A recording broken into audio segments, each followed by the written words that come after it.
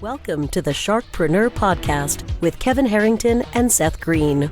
Kevin Harrington is the inventor of the infomercial, one of the original sharks from the hit TV show Shark Tank, and has generated over $5 billion in TV and digital direct response sales. Seth Greene is the world's first trusted authority on cutting-edge direct response marketing, a best-selling author, and the only 3-time Marketer of the Year nominee. On the podcast, Kevin and Seth interview sharkpreneurs who share straight talk on what it takes to explode your business. Why do so many businesses struggle while others seem to explode overnight? Do you wish you had the secret to this type of exponential growth? Now, I've scaled more than 20 businesses to over $100 million, and it's not just luck. In my new book with Mark Tim, Mentor to Millions, you'll learn the repeatable framework I use in all my business ventures for massive success. Order at kevinmentor.com and get over $1,000 in bonuses. Head to kevinmentor.com. Welcome to the podcast. This is your host, Seth Greene. Today I have the good fortune to be interviewing Lee Sobieski, a partner at Berger, and Sobieski. He's been practicing law since 2011. His area of concentration is immigration law. We're going to talk about all things legal and immigration today. Lee, thanks so much for joining us. Absolutely. Thanks for having me. Our pleasure. Let's go back in time a little bit. What inspired you to go to law school? Well, actually, I didn't start originally planning going to law school. I actually started in computer engineering. Oh my goodness. Yeah, I know. It's a bit of a fastball there, but then I decided to change it up a little bit. I did that for a year and it just made absolutely no sense to me. So I just kind of started reorganizing, looking into new priorities, and kind of just looked into what things I like doing. And I liked a good old fashioned argument. So I kind of started looking into things like the law, and eventually it just stuck and I decided to go with it. So. All right. That's a non-traditional path to the legal profession, of course. So let's dive in a little deeper. When you decided you wanted to go to law school, had you already thought about what type of lawyer you wanted to be? Not at all. And even though I do love immigration law, I'll be perfectly honest with you. When I graduated from law school, I didn't even realize immigration law was really an area that people practiced in. So I actually went to school with my concentration in intellectual property, but living in Buffalo and not wanting to move, there wasn't really much of that around here. So I worked in real estate for a little bit and eventually found my way into immigration law. Okay. What attracted you to immigration law? For one thing, I like that it's federal. It's not something where you have to deal with conflict of laws, which is a legal issue between states, because even though it's very complicated, it is pretty much straightforward across the board. Every now and then, it's not necessarily straightforward when you're dealing with immigration courts in the different circuits. But in terms of like petitions you file, things like that, it's pretty much straightforward because it's all under one law. Like I live and practice in Buffalo, and if I wanted to file for somebody who lived in Colorado tomorrow, I could, because it's all under the federal statute. Okay, so that gives you like that it's federal, you like that you could help someone anywhere. What about the area of immigration itself appeals to you? Why do you love what you do every day? I love what I do because immigration to me is one of the few areas of law where you can genuinely help somebody. There are a lot of people that are completely helpless, that just don't know where to turn, don't know how to turn. And immigration is one of the few areas of law where even though you're considered the defense, you're not guaranteed legal counsel if you're in court. If you can afford legal counsel, you can retain legal counsel, but it's not like a standard criminal proceeding where you're actually provided a defender by the state. If you cannot afford an attorney, you do not get an attorney in immigration law. Actually, I just saw that Kirsten Gillibrand actually proposed something to potentially change that, but obviously it's not law yet, so it's a real distance away. But I can honestly say that in my time, especially in the court stuff, that I have helped a lot of people who would have otherwise had no way of helping themselves and who frankly deserve to be in this country and were just in, really bad straits, I guess you could say.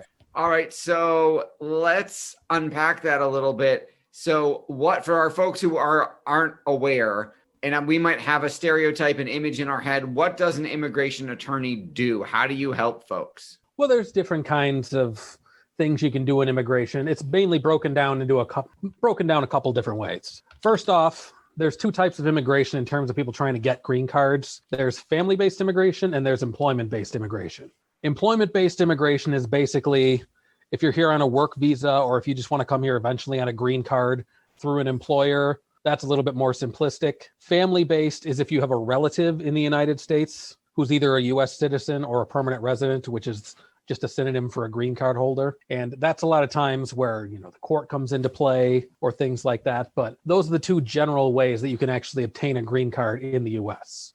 However, we also do applications for U.S. citizenship. We do all sorts of, there's two different kinds of visas. There's non-immigrant visas and there's immigrant visas. Non-immigrant visas are for people who only want to come here temporarily, those being things like work visas or visitor visas. Whereas an immigrant visa is if you're applying from overseas to come here with a green card. So those are probably the two best ways I can just generally break down immigration as a whole.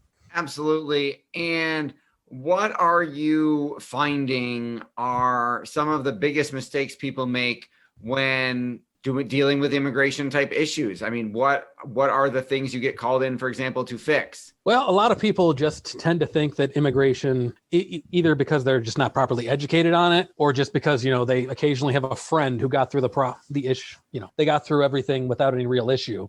And so they just assume it's easy. They go forward, they put applications in, and sometimes they come to you with very severe problems that in some cases can't be fixed. I have a lot of cases of people who have tried to get U.S. citizenship and who unfortunately have gone to the interview, and whether they came here as refugees or whatever status they came in, they stated something when they came here as a refugee that they don't realize stays on their record. And then whether it be because of the English barrier or just because, they're basically trying to stay right by what they think the officer wants, they say something in their citizenship interview that's counter to what they said in their refugee application or their visa application. And not only does it keep them from becoming a U.S. citizen, it actually bars you from even filing for citizenship for another 5 years. And then you always have that problem of going back to, well, you told us this time during citizenship that this wasn't the case, and now you're telling us it is the case. So it's a constant back and forth. So I just think the biggest mistake people make is that they kind of underestimate how difficult and how complicated immigration law can be, because the officers are not always your friend, is the best way I can put it. Yeah, absolutely. That makes sense.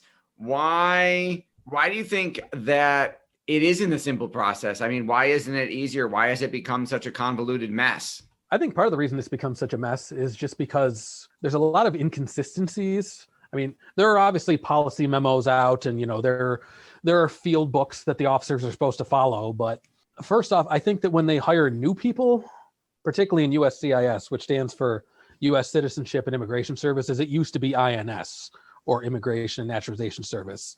But when they hire new officers, I don't know if they're not properly trained or if they're just trained too quickly. A lot of them just really don't process things as they should. Like, I recently had a case where I actually had what was called an H-1B visa, which is a type of work visa, where USCIS moved to withdraw the original approval that we gotten 3 years ago. And then I filed an extension 2 weeks after that, which was the exact same petition, and it got approved. So I just don't think there's consistency amongst the officers and amongst what they're taught, which is what creates a problem for so many people. So that makes sense. Do you think it's not just the training? Do you think that they're overloaded? Do you think that they can't handle the volume of people who are trying to come into the country yet? That is absolutely one of the biggest factors that comes into consideration. They get more and more applications and they don't have enough people to deal with them. And particularly a lot of cases are falling further back because people who are applying for green cards or even certain types of visas actually have to report for fingerprinting in order to get their applications processed. Those used to come about a month after you filed an application. But now with COVID obviously slowing things down, there are people waiting 8-9 months just to get fingerprinted. And the number keeps getting lower and lower because they already stopped doing it for about 2 months. And now they have to limit the amount of people that come into the service centers every day. So that's something that's backloading it. And I think it's just further adding to all the problems that all these officers are facing. And, it's forcing them to try to move quicker, but some of them don't thrive under pressure, or in a way to basically just calm it down or buy themselves more time. They'll issue something called a request for evidence. And a request for evidence is basically just asking for more information. But what I think is ridiculous about them is the number of requests for evidence I get for information I've already provided. The amount of times I've received a request for evidence asking for something that I've already given them is preposterous. Wow. So that would certainly make things challenging. How do your clients, who's an ideal client for you?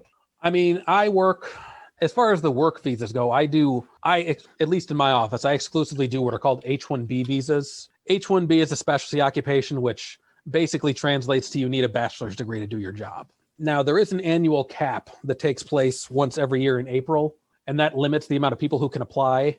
However, there are certain exemptions to that cap, and some of them are places like hospitals or a lot of universities, because they're specifically exempt from the cap. So I do a lot of work for local hospitals, local universities, because they bring a lot of people in on work visas, whether they be to do fellowships or residencies, or for universities, they hire a lot of their professors that way. So for me, those are pretty good clients. And then how are those folks, how are they finding you? I'd like to think that they find me very knowledgeable. And one thing that everyone tells me is that I make sure to get back to people when they request to get for them to be getting back to. Like I have some people I know who, they'll call repeatedly, or they'll say, I just can't get a hold of my lawyer. I call them, I email them all the time, and I just never hear back. I am someone who absolutely makes it my business to make sure that if somebody has a question, I get back to them. And I think that is why my reputation precedes itself. Yeah, that consistency, integrity, all of those things are incredibly important. Doing what you say you're going to do.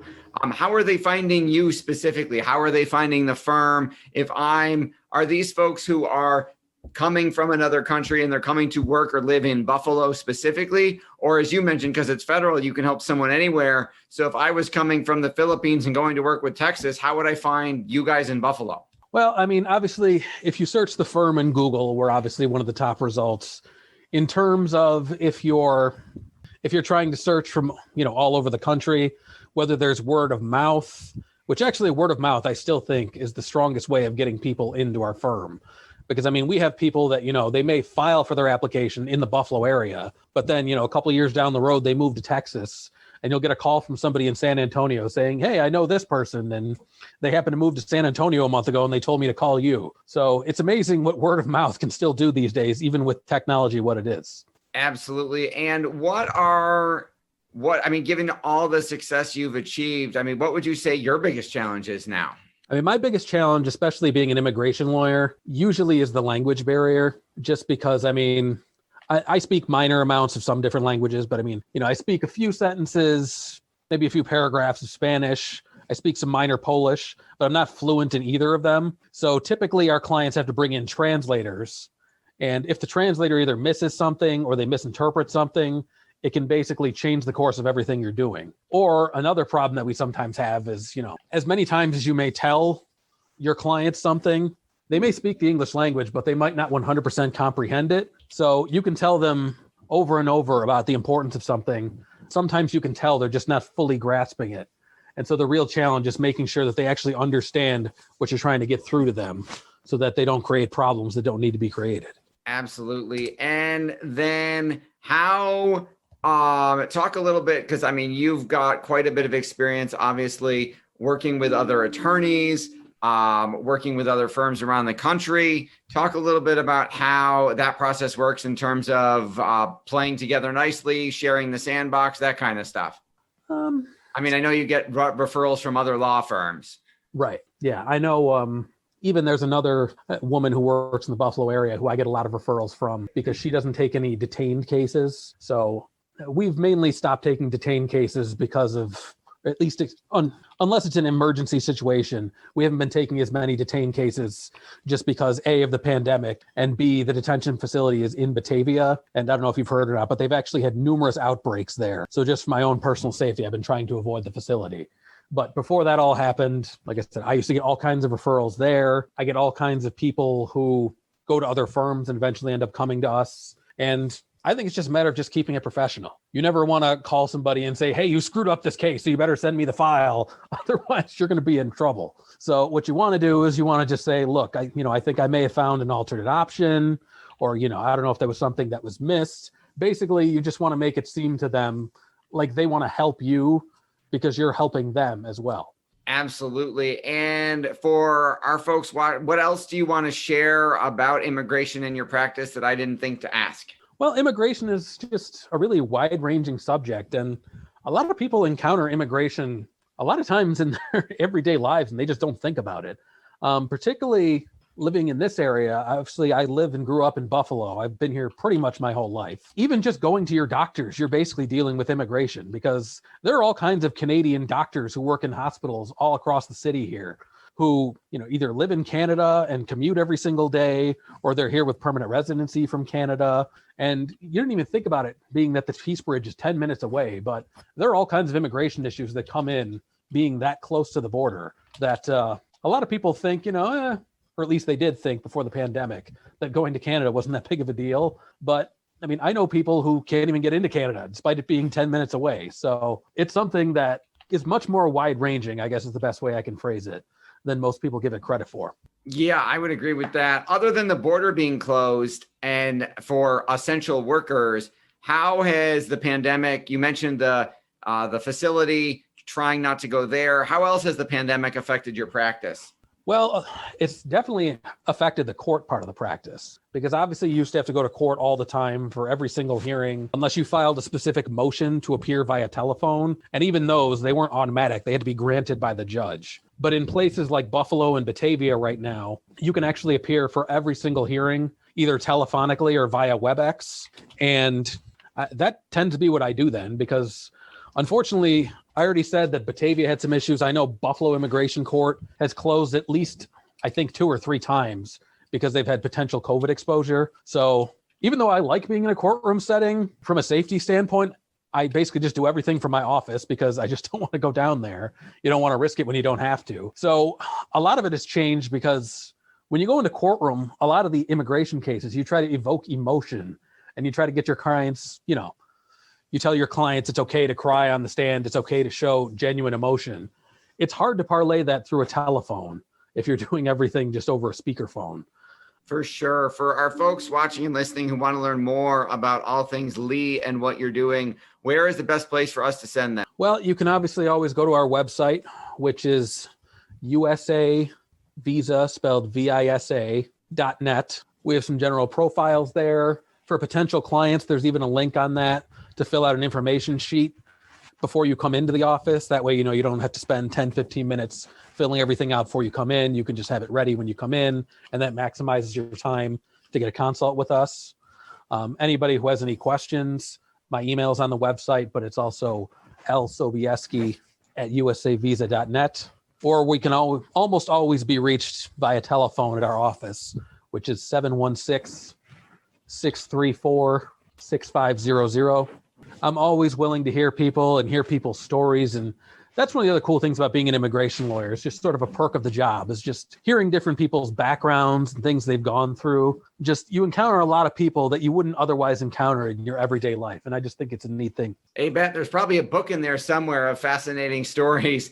This has been Seth Greene with Lee Sobieski of Berger, and Sobieski. Lee, thank you so much for joining us. Absolutely. Thank you for having me. Thanks, everybody, for watching and listening. We'll talk to you next time. Do you need money to fund your idea, product, or service? Are you ready to take your business to the next level but need capital to get it done? Kevin Harrington has heard more than 50,000 pitches and knows how to help you make the perfect pitch to get the funding for your entrepreneurial dream. He's distilled the process down in his perfect pitch cheat sheet, and it's yours for free. Just text PITCH to him right now at 727-888-2100. Text PITCH to 727-888-2100 right now and claim your free perfect pitch cheat sheet. Text PITCH to 727-888-2100 to start funding your dream today. This show has been produced by Market Domination, LLC.